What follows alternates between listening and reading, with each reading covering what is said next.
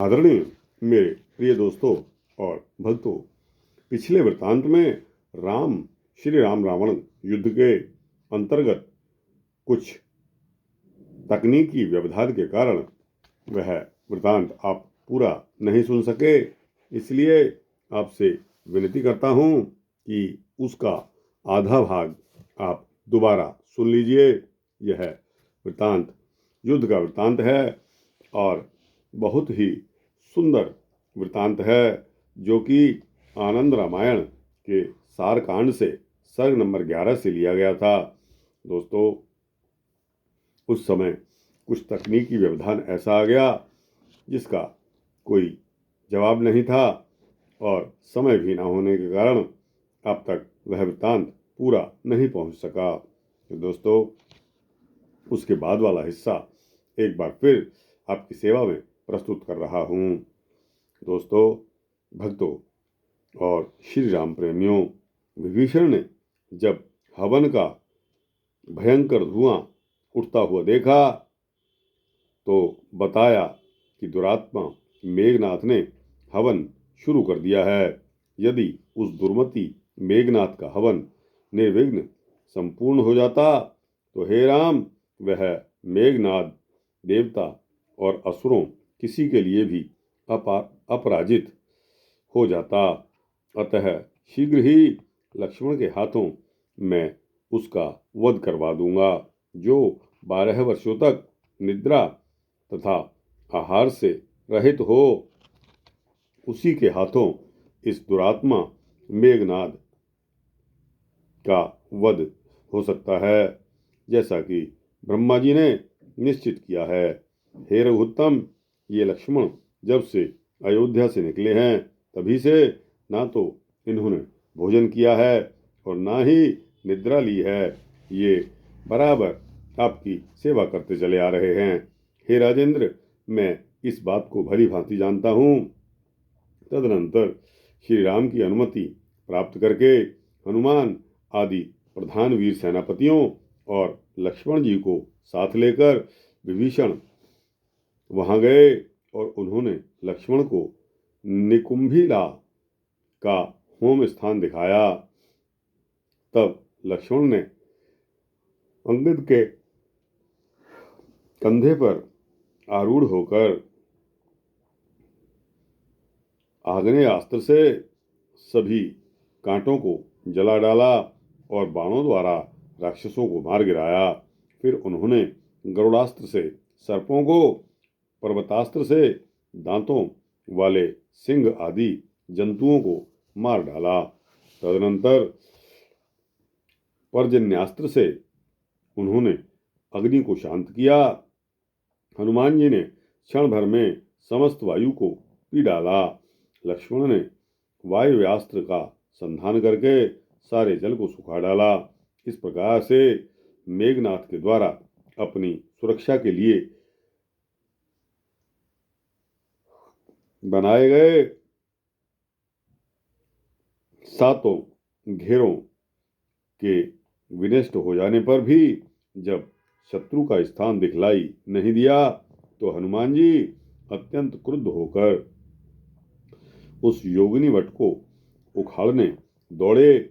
वहां उन्हें वट वृक्ष के समीप योगिनी गुफा दिखलाई पड़ी।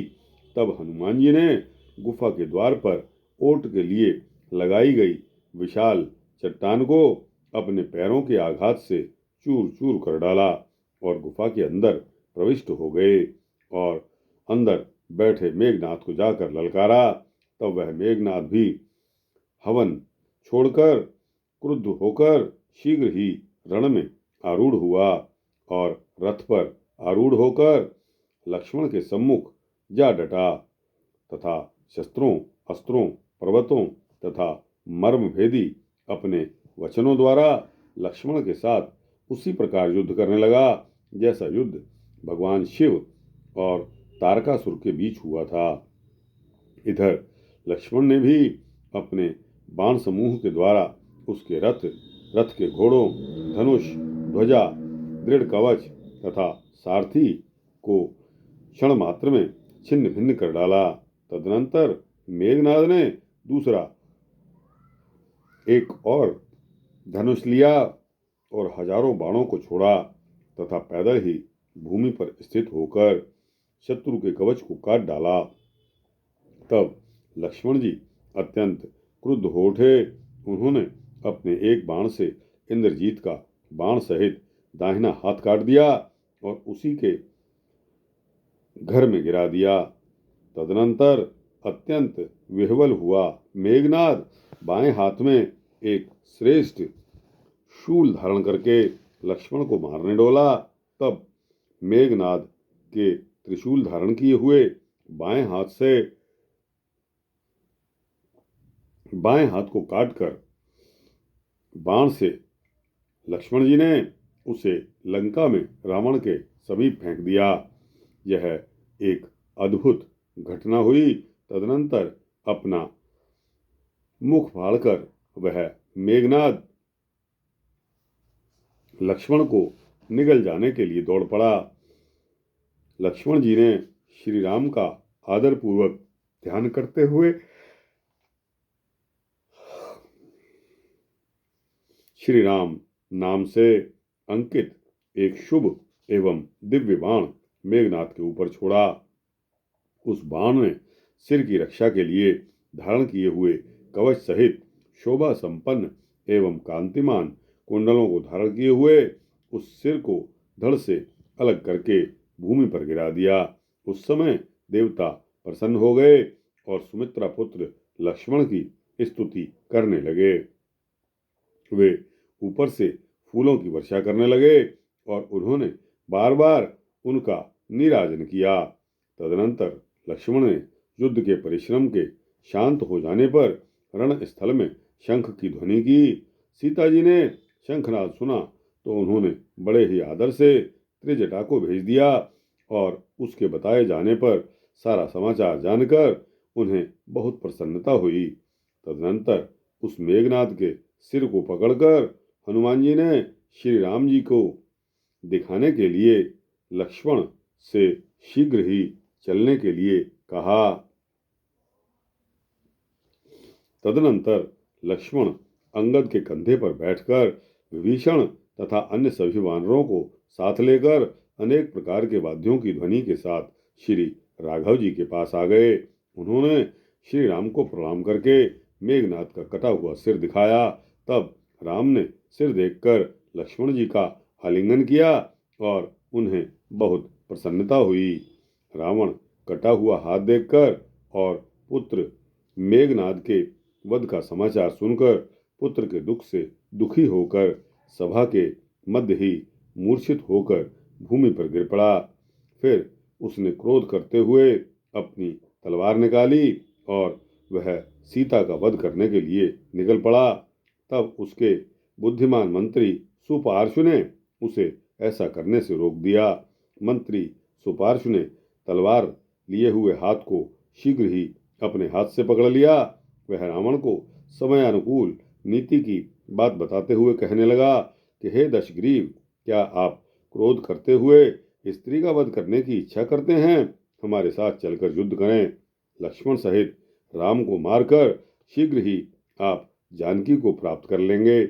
मेघनाद की पत्नी सुलोचना अपने आगे केयूर से विभूषित तथा बाण लगे हुए अपने पति के हाथ को देखकर भूमि पर गिर पड़ी और पति मेघनाद के बल पौरुष का स्मरण करके विलाप करने लगी। उसी समय उस कटी हुई भुजा ने उसे सांत्वना दिलाते हुए अपने रक्त से बाण के द्वारा अक्षरों में यह लिखा कि हे भामिनी, दुखी मत होवो, मैं साक्षात शेषावतार श्री लक्ष्मण जी के बाणों के आघात से मरकर मुक्ति को प्राप्त हुआ हूँ। तुम भी श्री राम के पास जाकर मेरा सिर मांग लेना, वे तुम्हें सिर दे देंगे। तुम उसी सिर के साथ अग्नि में प्रविष्ट हो जाना और मुझे प्राप्त कर लेना। सुलोचना ने रक्त से लिखे हुए अक्षरों को पढ़ा तो वह अत्यंत प्रसन्न हुई। तदनंतर रावण तथा मंदोदरी से पूछकर वह आभूषणों को धारण करके पालकी में बैठकर श्री राम के पास गई। उसे देखकर श्रेष्ठ वानरों ने समझा कि भयभीत होकर रावण ने शायद सीता को राम जी के पास भेज दिया है। तब वे सीता के दर्शन की अभिलाषा से वहां दौड़ पड़े और उन्होंने पालकी को चारों ओर से घेर लिया, किंतु शिवी का वहन करने वालों ने मुख से जब यह बताया कि यह सुलोचना जी हैं, तो वे पुनः राम के पास लौट आए।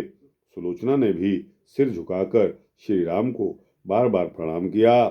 अपने पति के सिर की अभिलाषा रखने वाली उस सुलोचना ने श्री राम से कहा, यदि कहो तो मैं कृपा करके तुम्हारे पति को जीवित कर देता हूँ। श्री राम ने कहा कि यदि आप कहो, सुलोचना जी से कहा, तो मैं कृपा करके तुम्हारे पति को जीवित कर देता हूँ। अतः तुम अग्नि में प्रवेश मत करो, जो तुम्हें अच्छा लगे वह मुझे बताओ। तब वह श्री राम से पुनः बोली कि श्री लक्ष्मण जी के हाथों इन्हें मुक्ति दिलाने वाली मृत्यु पता नहीं फिर कब होगी, अतः इन्हें जीवित न करें। ऐसा कहकर सहर्ष पति के सिर को प्राप्त कर और उसे लंका में उसके मृतदेह से जोड़कर वह सुलोचना यथाविधि सती हो गई एवं दिव्य देह धारण करके पति के साथ वैकुंठ लोक को प्राप्त हुई। इधर रावण ने अपने इष्ट एवं मित्रजनों के साथ युद्ध करने के लिए चल पड़ा। तदनंतर श्री राम ने युद्ध में उन सभी राक्षसों को मार डाला और बाण से उठाकर रावण को लंका में फेंक दिया। तब रावण शिल्पी मय के द्वारा राम का कृत्रिम कटा हुआ सिर बनवाकर उसे सीता को दिखाने के लिए अशोक वाटिका में गया। रावण के पहुंचने से पहले ही ब्रह्मा जी ने उपस्थित होकर सीता जी को बता दिया था कि रावण ने राम का कृत्रिम सिर बनवाया है। अतः हे अबले, उसे देखकर तुम उस समय खेद मत करना। सीता जी को इस प्रकार समझाकर ब्रह्मा जी अंतर्ध्यान हो गए। उनके अंतर्ध्यान होते ही रावण वहां आ पहुंचा और रावण ने वह सिर सीता को दिखलाया और कहने लगा कि मैंने राम को मार दिया है, अतः तुम मेरी सेवा में उपस्थित हो जाओ। तब नीचे मुख करके सीता जी ने कहा, मैं राम के बाणों से कटे हुए तुम्हारे सिरों को युद्ध स्थल में गिरा हुआ देखना चाहती हूँ। इस प्रकार के सीता के बाग बाणों से आहत होकर वह दशानन चुपचाप अपने भवन की तरफ चला गया। उसका मुख लज्जा के मारे नीचा हो गया था। तदनंतर श्री राम की आज्ञा से करोड़ों वानर हाथ में घास के गट्ठर ले लेकर बड़े बड़े महलों से सुशोभित लंका में प्रविष्ट हो गए और उन्होंने क्षण भर में ही सारी की सारी लंका में आग लगा दी। उस समय सारी लंका में वैसा ही कोलाहल मच गया जैसा कि पहले हनुमान जी के द्वारा लंका दहन के समय हुआ था। वानरों के द्वारा अपनी अपनी सारी लंका नगरी और अपने महलों को भी जलता हुआ देखकर रावण ने शीघ्र ही मेघास्त्र को छोड़ा। उस मेघास्त्र के प्रभाव से अग्नि शांत हो गई। यह देखकर कपिगण वापस लौट आए। तब रावण ने अपने गुरु शुक्राचार्य के कहने पर गुहा में प्रवेश करके एकांत में मौन होकर हवन करना शुरू कर दिया। उसने लंका में प्रवेश करने के सभी दरवाजों को प्रयत्न पूर्वक बंद कर दिया। उसने उन्हीं होम द्रव्यों को एकत्र किया जैसा कि मेघनाद ने हवन करते समय द्रव्यों को एकत्र किया था। वह प्रेत के आसन पर बैठ गया। उसने मुंडों की माला धारण की और अपने सारे शरीर में रक्त पोत लिया। उसने हवन कुंड के चारों ओर अनेक प्रकार के शस्त्रों को रख लिया। तदनंतर वह एकांत में स्थित होकर शत्रु के विनाश के लिए मांस तथा रक्त से आहुति देने लगा। हवन कुंड से उठते हुए धुएं को देखकर विभीषण श्री राम से बोले, यदि हवन पूर्ण हो गया तो यह रावण सभी के लिए अजेय हो जाएगा। तब श्री राम ने सभी वानरों को आदरपूर्वक बुलाकर वहां भेज दिया। वे सारे के सारे वानर नगरी के परकोटे को लांघकर रावण के मंदिर में घुस गए और वहां गुहा के द्वार की रक्षा में तत्पर राक्षसों को मार डाला, किंतु उन्हें वह गुहा द्वार नहीं दिखाई दिया जिसके अंदर स्थित होकर रावण होम कर रहा था। तदनंतर प्रभात काल में विभीषण की भार्या शर्मा ने वानरों को हाथ के इशारे से होम का स्थान बतलाया। तदनंतर गुफा को ढकने के लिए द्वार पर लगाए गए पत्थरों को अंगद ने अपने पैरों के प्रहार से चूर चूर कर डाला और फिर अपनी मुष्टिका के प्रहार से रावण को मारना शुरू कर दिया। अन्य वानर भी पेड़ों से रावण पर भीषण प्रहार करने लगे। इतने पर भी उसी प्रकार शांत बैठे हुए शत्रु रावण को देखकर वे वानर मंदोदरी को उसके सामने ले आए। तब रावण होम छोड़कर शीघ्र ही उठ खड़ा हुआ। तब वे सभी वानर श्री राम के पास वापस चले आए। तदनंतर मंदोदरी ने रावण से कहा, आप मेरा कहा मान लें, आप सीता जी को राम को समर्पित कर दें, लंका के राज्य पर विभीषण को बैठा दें और मेरे साथ चलकर वन में तपस्या करें। यही सुख प्राप्ति का एकमात्र उपाय बचा है। मंदोदरी का इस प्रकार का वचन सुनकर रावण उससे बोला कि हे प्राण वल्लभा मंदोदरी, मैं भली भांति जानता हूँ कि श्री राम साक्षात विष्णु हैं और सीता लक्ष्मी हैं। मैंने श्री राम के हाथों मृत्यु प्राप्त करने के लिए ही सीता का हरण किया है। श्री राम के हाथों मृत्यु होने पर मैं परम पद प्राप्त करूंगा। मेरे वध के पश्चात मेरी और्ध्वदैहिक क्रिया करके तुम भी अग्नि में प्रविष्ट हो जाना, तब तुम भी मुक्ति प्राप्त करके परम पद को प्राप्त करोगी और मेरे साथ सुख भोगा करोगी। ऐसा कहकर रथ में आरूढ़ होकर रावण शीघ्र ही युद्ध करने के लिए निकल पड़ा। राजमहल से निकलते ही मार्ग में उसे सिर मुड़ाए एक मुंडी दिखलाई पड़ा। उसी समय उसका मुकुट भी गिर पड़ा। यह देखकर रावण मन में घबराया। इस प्रकार के अपशगुन होने पर भी रावण युद्ध भूमि में चला गया और वहां उसने तीक्ष्ण बाणों की वर्षा प्रारंभ कर दी। रावण ने शिल्पी मय दानव से एक नकली सीता को बनवाया और उसे रथ में स्थित करके वानरों के सामने ही दिव्य सुतीक्ष्ण तलवार से उस पर वार करने लगा। ऐसा देखकर वे सभी वानर हाहाकार करते हुए दुखित होकर यह समाचार श्री राम को बताने के लिए उनके पास दौड़ पड़े। उसी समय ब्रह्मा जी ने प्रकट होकर श्री राम आदि को आदरपूर्वक बतलाया कि रावण ने नकली सीता का वध किया है, अतः आप लोग दुखी न हों। ऐसा कहकर ब्रह्मा जी अंतर्ध्यान हो गए। ब्रह्मा जी की वाणी को सुनकर श्री राम आदि तथा सभी कपिगण अत्यंत संतुष्ट हो गए और वे पुनः युद्ध के लिए चल पड़े।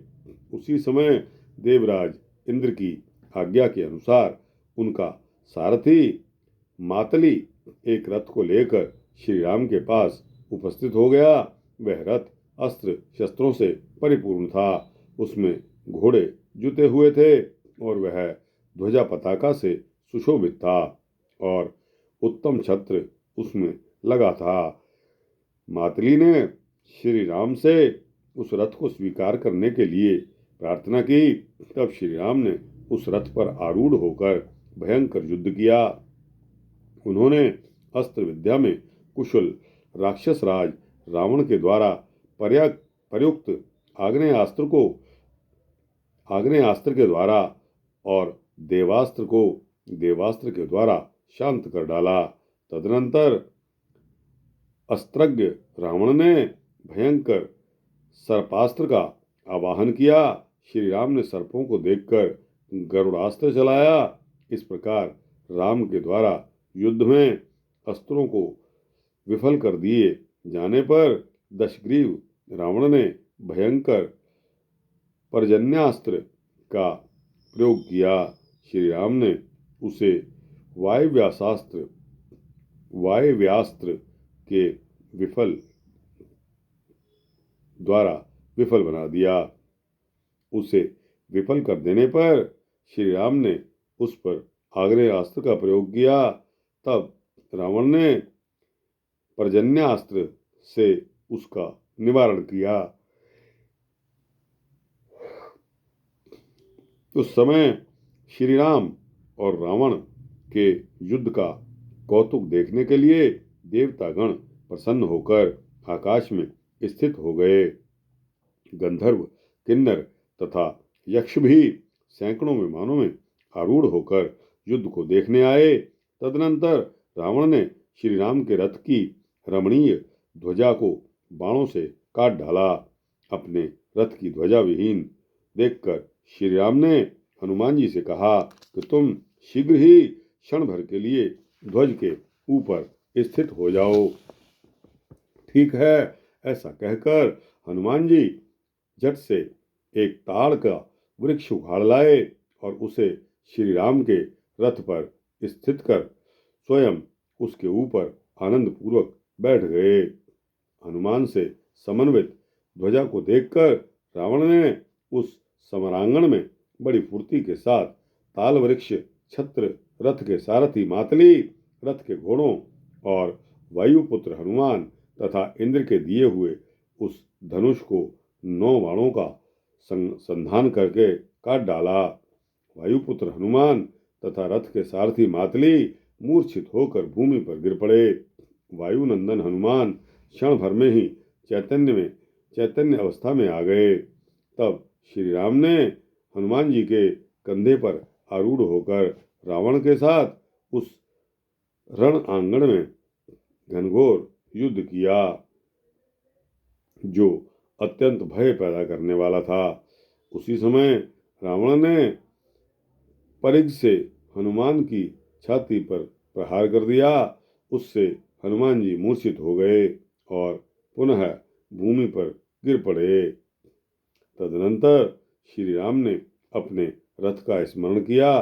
स्मरण करते ही क्षण भर में वह रथ आकाश से उतरकर उनके सामने आकर उपस्थित हो गया। उस रथ के सारथी दारुक थे। वह हजारों अस्त्र शस्त्रों से सुसज्जित था। उसमें गदा एवं पद्म तथा ध्वजा पर गरुड़ विद्यमान थे। उस रथ में 4 श्रेष्ठ घोड़े जुते हुए थे, जिनका नाम था शैब्य, सुग्रीव, बलाहक तथा मेघपुष्प। ये सभी घोड़े वायु के समान तीव्र एवं अप्रतिहत गति से चलने वाले थे। उस रथ में श्रेष्ठ छत्र एवं दिव्य हेमदंड विराजित था। उसमें 2 शुभ चामर और दिव्य शारंग धनुष रखे हुए थे। तब श्री राम उस रथ पर प्रतिष्ठित हो गए और उन्होंने अपने शारंग धनुष को हाथ में लेकर तीक्ष्ण बाणों के द्वारा दशग्रीव रावण के घोड़ों सहित रथ को क्षण भर में चूर चूर कर डाला और फिर वे रावण को ललकारने लगे। तब एक दूसरे रथ पर सवार होकर रावण राम के सम्मुख आ गया। तदनंतर श्री राम ने अपने तीक्ष्ण बाणों के द्वारा रावण के 10 सिरों को काट डाला। वे सिर आकाश में जाकर श्री राम के हाथों हमारी मृत्यु हुई है ऐसा सोचकर अत्यंत आनंदित हो गए तथा श्री राम को प्रणाम करने की अभिलाषा से हंसते हुए बड़ी ही प्रसन्नता के साथ आकाश मंडल से रणभूमि में स्थित श्री राम के चरणों पर आकर गिर पड़े। श्री राम ने मुख फाड़े हुए उन सिरों को आकाश मंडल से अपने पास आते देखा तो उन्होंने समझा कि ये सिर मुझे खाने के लिए आ रहे हैं। अतः सावधान होकर उन्होंने सैकड़ों बाण उन पर चला दिए। यह अद्भुत बात हुई। इस प्रकार से 101 बार श्री राम ने उसके सिरों को काटा। कुछ लोग कल्प भेद से यह बताते हैं, क्या बताते हैं, कि रावण के 100 सिरों को राम ने 1001 बार काटा था। रावण का अंत समय आया देखकर विभीषण के कथन के अनुसार श्री राम ने उसके नाभि देश में कुंडलाकार रूप में स्थित अमृत को पावकास्त्र का प्रयोग करके शीघ्र ही सुखा डाला और फिर रावण के सिरों तथा बाहुओं को भी काट डाला। तब रावण एक मुख तथा 2 हाथ वाला रह गया था। तदनंतर श्री राम और रावण का रोमांचकारी भीषण संग्राम हुआ। तदनंतर सारथी दारुक के कहने पर श्री राम ने रावण के मर्म स्थल पर ब्रह्मास्त्र को छोड़ा। वह ब्रह्मास्त्र रावण के हृदय का भेदन करके उसका वध करके पुनः राम के तरकश में वापस आ गया और उसने अपने को कृतकृत्य समझा। उस समय रावण के शरीर से सूर्य के समान प्रकाशमान एक ज्योति प्रकट हुई जो रघुश्रेष्ठ श्री राम में आकर समा गई। देवताओं ने तथा सत्पुरुषों ने इस दृश्य को देखा। उस समय देवता श्री राम के ऊपर फूल बरसाने लगे और उनकी स्तुति करने लगे। आकाश में देवताओं के वाद्य बज उठे, अप्सराएं नृत्य करने लगी। तदनंतर रावण की भार्या मंदोदरी ने पति के साथ ही अपने शरीर का भी त्याग कर दिया और वह प्रसन्नता के साथ रावण सहित बैकुंठ लोक को प्राप्त हुई। तदनंतर लक्ष्मण को भेजकर श्री राम ने विभीषण के हाथों रावण की और दैहिक क्रिया करवाई और लंका के राज्य पर विभीषण का अभिषेक करके उनके पास वायुपुत्र की धरोहर के रूप में रखी लंका को उनसे मुक्त करा दिया। इसके पश्चात विभीषण आदि के साथ हनुमान जी को शीघ्र ही अशोक वन में सीता के पास भेजकर श्री राम ने समस्त वृतांत उन्हें कह सुनाया। तो दोस्तों, सर्ग 11 के अंतर्गत संक्षिप्त आनंद रामायण सतकोटि अपारा का यह वृतांत यहाँ समाप्त होता है। आपको कैसा लगा? अच्छा लगा हो तो इसको लाइक और शेयर करते हुए अपने दोस्तों, भक्तों, मित्रों, जिज्ञासुओं तक अवश्य पहुँचाना। कमेंट सेक्शन में अपनी राय भी अवश्य देना। और दोस्तों, इस चैनल को सब्सक्राइब कर देंगे तो आपको इसी तरह के सूक्ष्म भक्ति वृतांत मिलते रहेंगे। जय श्री सीता रामचंद्र भगवान की जय। जय जानकी पुत्री सीता जी की जय।